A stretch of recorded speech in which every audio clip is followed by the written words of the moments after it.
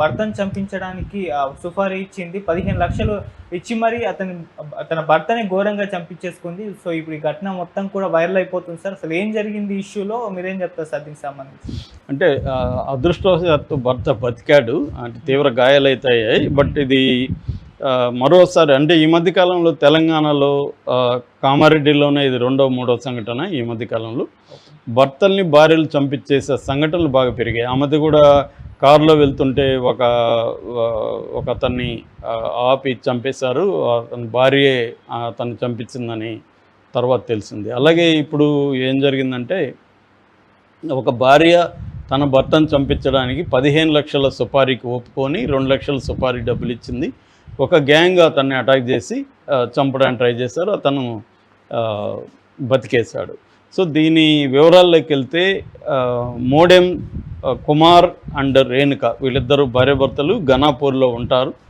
So ఈమె రెగ్యులర్గా అక్కడ గుడికి వెళ్ళేది. సిరిసిల్ల జిల్లా తంగళ్ళపల్లిలో లలితమ్మ గుడి అని ఉంది. ఆ లలితమ్మ గుడికి ఈమె వెళ్ళినప్పుడు అక్కడ పూజారి మహేష్, కాంపల్లి మహేష్ అనే అబ్బాయి పరిచయం అయ్యాడు.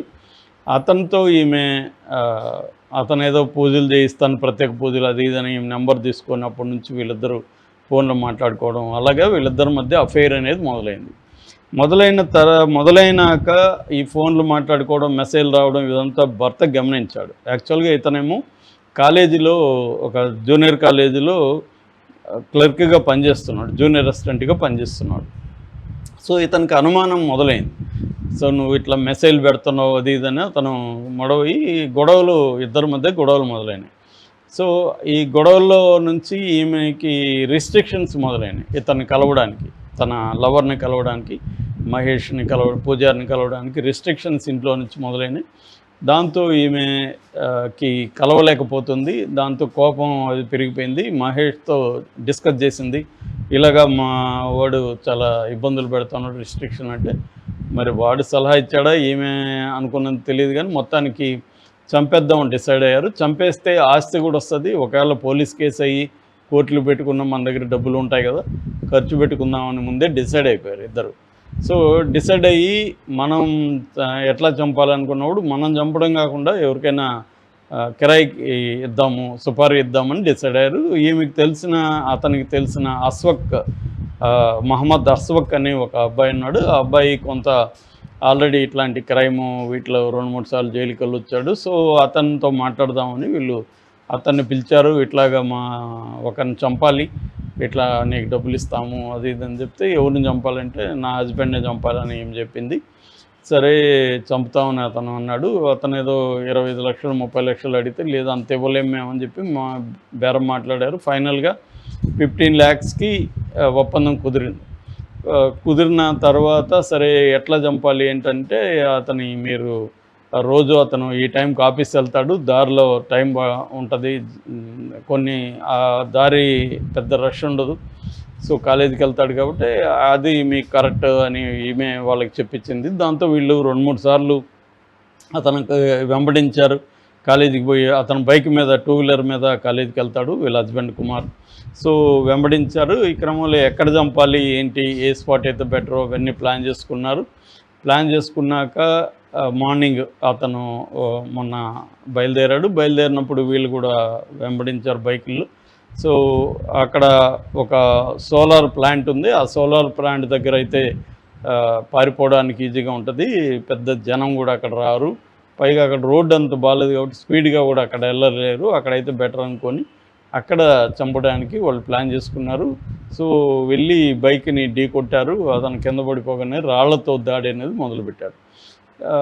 అతని లక్ వీళ్ళ బ్యాడ్ లక్ ఏమైందంటే కారులో అదే టైంలో ఉన్నారు. కారులో కొంతమంది ఉన్నారు, వాళ్ళు కొంత యూత్ వాళ్ళు ఉన్నారు. వాళ్ళు ఇదేంది దాడి చేస్తున్నారు, వాళ్ళు ధైర్యంగా దిగి ఏంటి ఎవరు మీరు ఏంటి అని గట్టిగా అరిసేసరికి వాళ్ళు భయపడి పారిపోయారు. సో పారిపోయేసరికి తన్ని ఇమ్మీడియట్గా హాస్పిటల్కి తీసుకెళ్లారు. హాస్పిటల్లో ఇతను అవుట్ ఆఫ్ డేంజర్ అని ప్రకటించారు. సో అతన్ని అడిగారు, నీ మీద ఎవరు దాడి చేసి ఉండొచ్చు ఏమంటే, నాకు ఎనిమిస్ అయితే ఎవరు లేరు, నా భార్యకి మాత్రం ఒకరితో అఫైర్ ఉంది, ఆమె చేసి ఉండొచ్చు, మా ఇద్దరికి మధ్య గొడవలు ఉన్నాయి, నువ్వు చచ్చిపోవాలి అయితే బాగుండు అని నన్ను అనేది ఇట్లా గొడవలు ఉన్నాయి మా ఇద్దరి మధ్య అని పోలీసులకు చెప్పాడు. సో పోలీసులు ఆమెని పిలిపించి విచారణ చేశారు. ఫోన్ తీసుకొని అవన్నీ పరిశీలిస్తే ఈ విషయాలు బయటకు వచ్చాయి. సో ఆమె కానీ ఇతను కానీ ఏం ప్లాన్ చేస్తారంటే భర్తని చంపేయాలి, చంపేసిన తర్వాత వాళ్ళు ముందే అనుకున్నారు పోలీసులు మనం దొరికిపోతే ఏమవుతుంది, 4 రోజులు జైల్లో ఉండబోతాం, తర్వాత మనకు ఆస్తి వస్తుంది కదా, ఎలాగూ డబ్బులు ఉన్నాయి అని చెప్పి ఇది చేశారు. ఈమె కూడా ఏంటంటే ఈమె దగ్గర కొంత డబ్బులు సేవింగ్స్ ఉన్నాయి, ప్లస్ నగలమ్మి చంపేద్దాం అనేది డిసైడ్ అయింది. సో బేసిక్గా ఇది జరిగింది. ఈ మధ్యకాలంలో మనకి విమెన్ భర్తలను చంపడం కావచ్చు, లేకపోతే లవర్స్ని చంపడం కావచ్చు, కాబోయే భర్తలను చంపడం కూడా చూస్తున్నాం. దీనికి ప్రధాన కారణం 2. ఒకటి ఏజ్ ఓల్డ్ పురాతన కాలం నుంచి ఉన్న కారణమే, అది ఎక్స్ట్రా మ్యారిటల్ అఫైర్స్, లైంగిక సంబంధాలు. రెండవది ఆస్తులు. ఈ 2 మిక్స్ అయినవి కూడా ఇలాంటివి ఉంటాయి. దీంట్లో కూడా ఏంటంటే ఇది వీళ్ళు ఇంకా ప్లానింగ్ బాగుంది వీళ్ళది. అంటే మనం భర్తను చంపేస్తే ఆస్తి వస్తుంది, ఆస్తి వస్తే దాంట్లో కొంత ఖర్చు పెడదాం, ఏది కేసులకి, పోలీస్ స్టేషన్కి, జైల్లో అన్నిటికీ, దాంతో మనం బయటపడచ్చు అని ఒక ఖతర్నాక్ ప్లాన్ అయితే వేశారు. బట్ వీళ్ళు బ్యాడ్ లక్ ఏమంటే అతను బతికిపోయాడు. సో వీళ్ళు జైలుకి పెట్టారు ఆల్రెడీ పోలీసులు. దీని మీద మొత్తంగా ఎస్పీ రాజేష్ చంద్ర ఈ తన టీంనంతా కూడా అభినందించాడు. చాలా జాగ్రత్తగా వీళ్ళు ప్లాన్ చేసి వాళ్ళని పట్టుకున్నారు, వాళ్ళు పారిపోతుంటాయి. ఈ టీం మొత్తం దాదాపు 5 మంది ముస్లిం బ్యాచ్ పాల్గొన్నారు. మొత్తం ఈ మహమ్మద్ అస్వక్, అమీరు, ముని, అన్వరు, మాసిన్, వీళ్ళు మొత్తం 5 మంది టీము. వీళ్ళు 5 మంది కలిసి అతను చంపాలని ప్లాన్ చేశారు. అంటే ఓవరాల్గా దేశంలోనే క్రైమ్ బై ఉమెన్ అనేది పెరుగుతుంది. బట్ స్టిల్ మగవాళ్ళతో కంపేర్ చేస్తే ఓవరాల్ మన డేటా నేను ఆల్రెడీ 2-3 సార్లు చెప్పాను, 6% కూడా లేదు కంపేర్ చేసినప్పుడు. బేసిక్గా ఉమెన్ చేయడానికి కారణం ఏంటంటే ఈ మధ్యకాలంలో ఉమెన్కి ఎకనామిక్ ఎంపవర్మెంట్ అనేది పెరిగింది, డబ్బులు అనేది ఉమెన్ దగ్గర కూడా పెరగడం, తర్వాత అఫైర్స్ ఏర్పడడానికి ఇంతకుముందు ఒక 20-30 ఏళ్లతో పోలిస్తే ఇప్పుడు అనుకూల పరిస్థితులు పెరిగాయి. గతంలో ఒక అఫైర్ పెట్టుకోవడం అంటే చాలా కష్టంగా ఉండేది, ఇవాళ ఈజీ అయిపోతుంది. సోషల్ మీడియా ఇవన్నీ వచ్చిన తర్వాత మల్టిపుల్ అఫైర్స్ అనేది కామన్ అయింది. అట్లాగే కల్చరల్గా కూడా లైఫ్ని ఎంజాయ్ చేయాలి, ఒక లైఫే మళ్ళీ ఉండము, ఈ లైఫ్లో ఫుల్గా ఎంజాయ్ చేయాలి, మన ఇష్టం వచ్చినట్టు ఉండాలి అన్న ఒక ఫిలాసఫీ, ఐడియాలజీ కూడా జనంలోకి బాగా స్ప్రెడ్ అయింది. వీటన్నిటినీ దృష్టిలో పెట్టుకొని వీళ్ళు చంపేయడం అన్న కార్యక్రమంలోకి వెళ్ళిపోతున్నారు. నిజానికి ఈమె భర్తతో విడాకులు తీసుకొని ఉండొచ్చు, ఒకవేళ భర్త ఇష్టం లేదు, పూజారి ఇష్టం అనుకున్నప్పుడు